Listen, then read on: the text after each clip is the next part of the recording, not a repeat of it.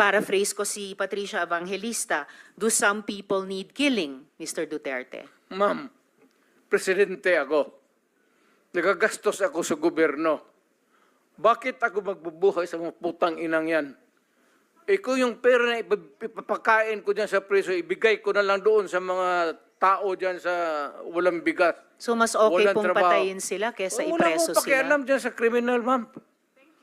So thank you for making that of record. Pakialam sa kriminal kung saan silang impernong gusto nilang pumunta.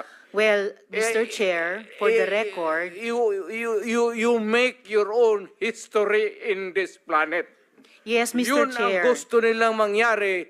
Doon sila sa impyerno at doon tayo magkita. Well, Mr. Chair, wala namang jurisdiction ng Senado sa impyerno. Dito lang sa bansa natin pwede tayong mag-investigate. Ba't doon tayo pupunta? Well, wala po akong ambisyon pumuntang impyerno pa.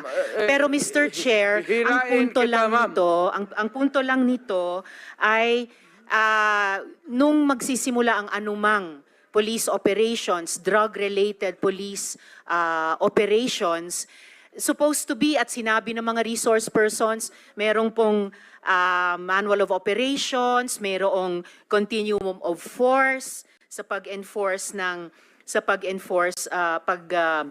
implement ng police anti-drug operation. So, ang premise is, yun na nga, arrest muna at build the case. Well, Mr. Chair, no, as a final word, I hope and I imagine that the Department of Justice is watching dahil ang daming admissions ng dating presidente involving criminal acts. Salamat kaayo. Kasaysayan na lang po maghuhusga. Salamat kayo, Mr. Chair. Thank you, Senator Mr. Ontiveros. Chair. Yes, go ahead, Mr. President. Nagtataka ako hanggang ngayon ng Justice Department, hindi pa nag-file ng kaso hanggang ngayon. Katagal lang. Matagal ako pumapatay ng tao hanggang ngayon, hindi pa sila nakapile ng kaso? Mr. Chair, another addition to the list that's growing by the minute. Okay, for the record, Mr. President. wala na tayo Mr. President, for the record, kasi may nagtanong din sa akin Huwag na tayo magdrama dito, tapusin na natin itong istorya na ito dito sa Pilipinas.